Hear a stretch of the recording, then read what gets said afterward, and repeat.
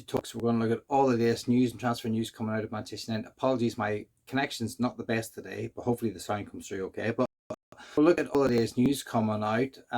There's plenty of it. We'll look at some stories around Onana, Garnacho, and Mbeumo, what's going to be happening there next week coming in. There's got to be a lot of movement. And a little bit about the Boffetego goalkeeper, John Viktor, and a little bit on Vital, who is a youth goalkeeper from Manchester United's ranks, who's been out on loan, and we'll have a little bit look at what is being said about him. There's a few other stories flying around at the minute. If I get time in the 10 minutes, I'll delve into them. If not, we shall rock on and get them later. Thanks very much for joining me. I'm Keith, the host of this little channel. If you're enjoying the content, great. Please hit the old thumbs up. Please hit the like button. Ask me after we've kind of gone through everything. Get your comments in below. Do that by subscribing to the channel. That would really help me out. I'd really appreciate it. And then we'll dive straight into the top story. And that is Andrew Onana has suffered a hamstring injury in preseason training and is set to miss the American tour. He's got a really fit for the Premier League season, according to McGrath. Been reported by everyone at this particular stage. I'd love to know what you people think. Do you think this is a blessing in disguise? Do you think Andrew Onana will be fit for the start of the season? Do you want him to be fit for the start of the season? Where do you sit with all this? For me, it would be a blessing in disguise if we were able to bring in, if this afforded us the opportunity to bring in another goalkeeper who could look, and we could bring in maybe a secondary goalkeeper. As I said, John Viktor from Boffetego is someone who is potentially being looked at. I think he's got a $6 million buyout contract, and a release clause in his contract is about £5 million. I think that is a deal that we could just about do if he was someone that we could go for. He's a 29-year-old, he plays in the Brazilian league, he's a good shot stopper, and he's someone who likes to come for a cross. I think those are key elements that Manchester United need them in, someone who can do the basics, because Andrew Onana can't do the basics, and he's not even good with his feet, and that was part of the reason why we brought him in. I don't know how good John Viktor is with his feet. I'll say that from the get-go. I don't really know, but I think that we do need a second goalkeeper. I don't know if Bayinda is the answer. He did okay in patches last year, but I don't know if he's the long-term answer. I don't even know if John Viktor would be the long-term answer. I don't know whether he could cope with the pressure of playing for Manchester United. We'll have to just wait and see on that one. But that's where we are on the goalkeeping situation. But there is a little bit more that was coming out in terms of the goalkeeping situation, and this is Radek Vitek is a highly regarded Manchester United youth goalkeeper, and he recently returned from a successful loan spell from Austrian team Linz, and he is a candidate to go on the tour. Now, I've seen a little bit of him live. I remember even seeing him back in the FA Youth Cup winning team back in 22 alongside Garnacho, Manu and Dan Gore, etc. Very, very good goalkeeper. And that particular night actually did make a slight mistake against Forest, which led to Forest's goal. But that said, he is a very strong goalkeeper. He's good at coming for crosses. He's actually good with his feet. He's a very good shot stopper. Now, he is only 21, so he is quite young. And would be a lot of pressure on the keeper. But as I said, he's had some experience away. He did very well on the turtles there.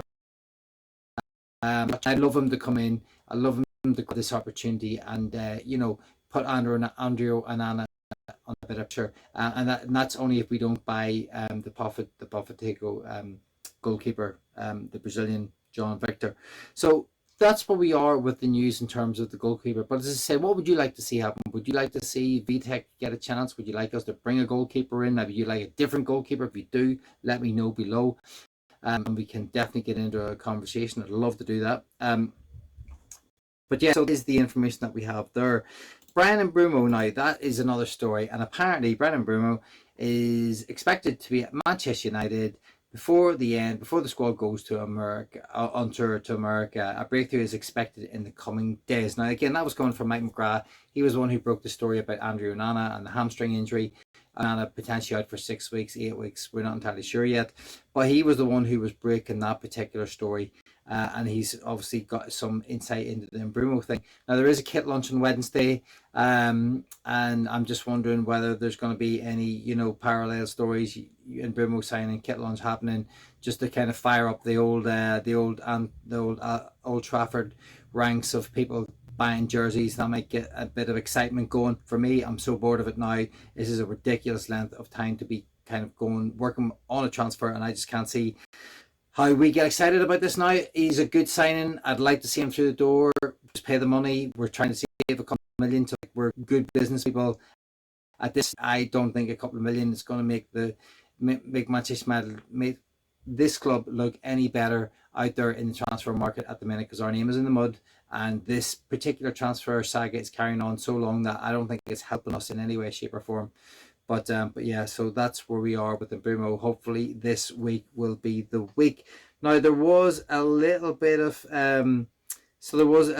news, and this was coming from, so this was what Fabrizio Romano was saying about it, and this was his take on it. He says contracts are still ongoing with United and Brentford, and others are involved in the deal. And Mbeumo still wants to move to Manchester United, and the club's remain optimistic to get a green light to sign Bryan Mbeumo in the next few days.